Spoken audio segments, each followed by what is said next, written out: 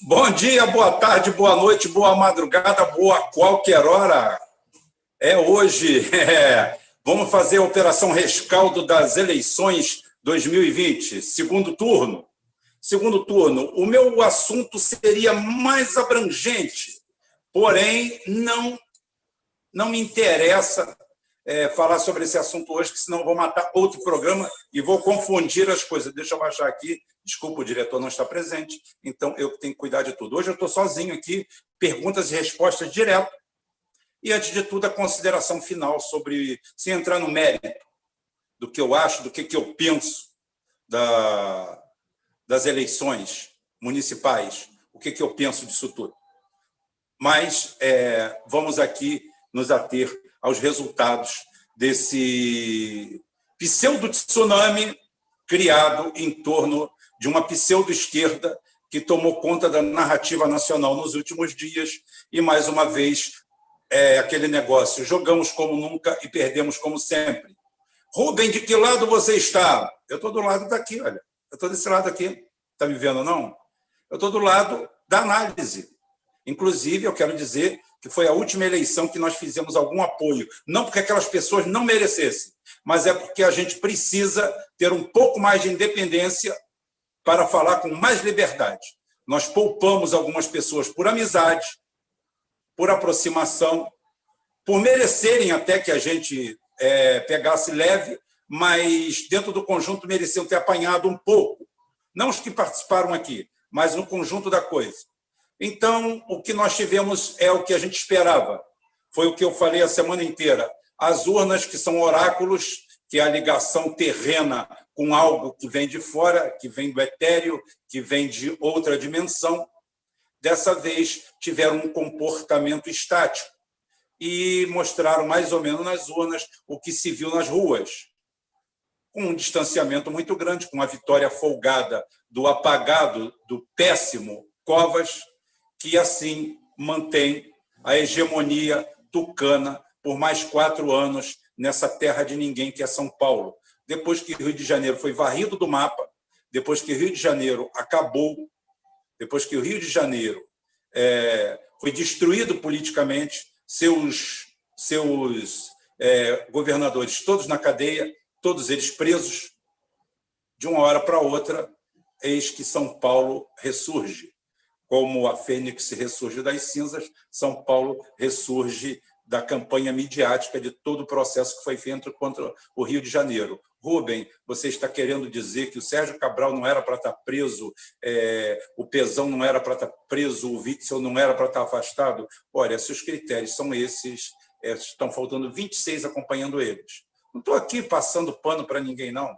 Os tucanos roubam o estado de São Paulo há 33 anos, tomaram conta de todos os espaços, todos os lugares, todo quanto é ponto, tomaram conta do judiciário, ao ponto de que o Geraldo Alckmin chega ao extremo de decretar segredo sobre contratos por 100 anos, como se ele tivesse poder para isso. Mas em São Paulo pode tudo, porque eles tomaram conta dessa narrativa.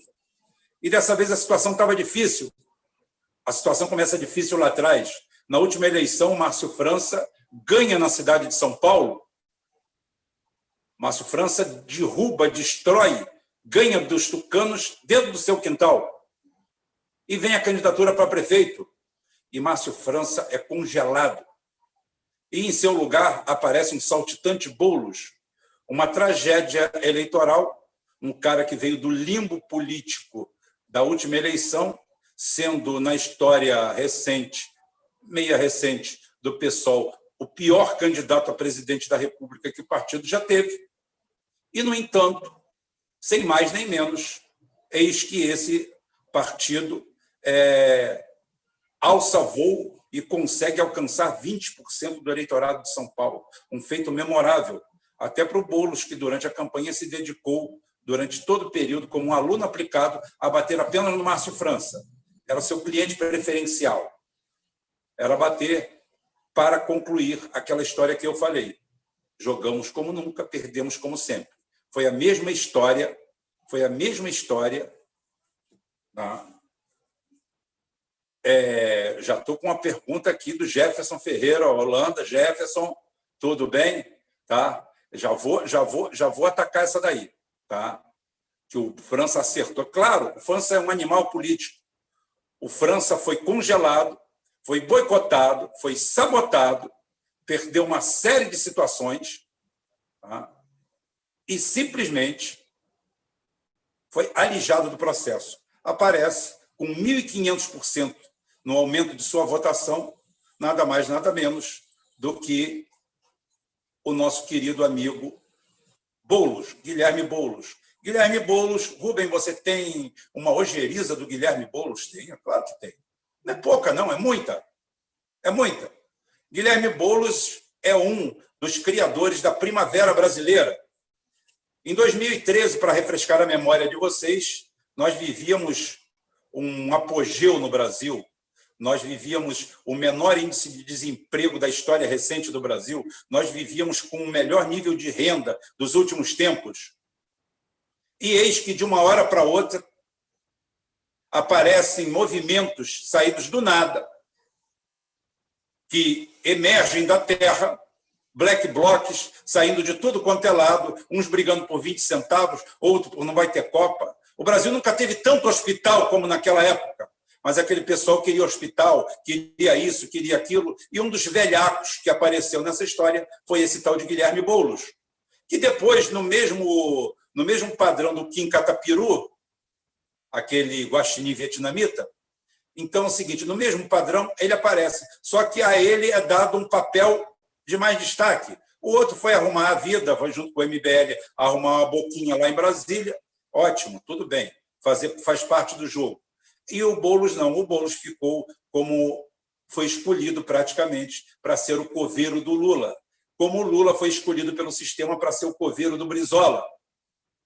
Aquela suspeita eleição no longínquo ano de 1989, aonde estranhamente no Recôncavo Baiano, em Minas e até no Amazonas, apareceram votos estranhos, alienígenas. Na época era contado mano a mano, mas quando você quer fraudar, você frauda, e Lula vai para o segundo turno no Photoshop e acaba perdendo a eleição.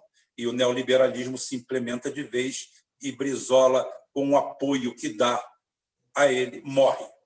Brizola morre politicamente naquele momento. Brizola, naquele momento, sem querer dar o cetro para o Lula. E o Lula continua até em 2002, consegue se eleger.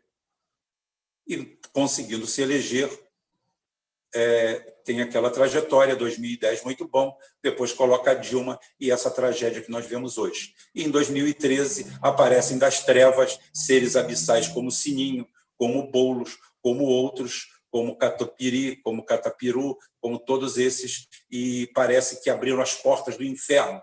E esses cidadãos não são menos habitantes do inferno que os outros. Fazem parte da mesma malta, da mesma shoulder para mim. Então não adianta vir me enganando. Rubem, então você está ao lado do Covas, eu não estou ao lado de Covas nenhum. Tá? De jeito nenhum. Eu só quero dizer que o Covas, eu sei quem ele é. Covas é um adversário, é um cara que representa tudo aquilo que eu abomino. E o outro do lado de cá finge parecer que está alinhado com o meu pensamento, com as minhas ideias e meus ideais, e não tem nada disso. Ele está preocupado única e exclusivamente com a própria existência dele e a quem ele serve. A quem ele serve, quem ele serve, Rubem? Ele serve às think tanks internacionais, às fundações, ao George Soros, a todas essas entidades que sustentam o partido dele. E ele já se apresenta como um grande homem para dividir, rachar a esquerda todinha, rachar a oposição, rachar o progressismo, rachar o trabalhismo e vir, em 2002, fazer o mesmo papel que ele fez hoje. Tirar todo mundo do cenário, ir para o segundo turno e perder a eleição. E lá ele vai falar a mesma coisa. Gente, não foi dessa vez, mas da próxima não tem problema. Na próxima nós vamos levar.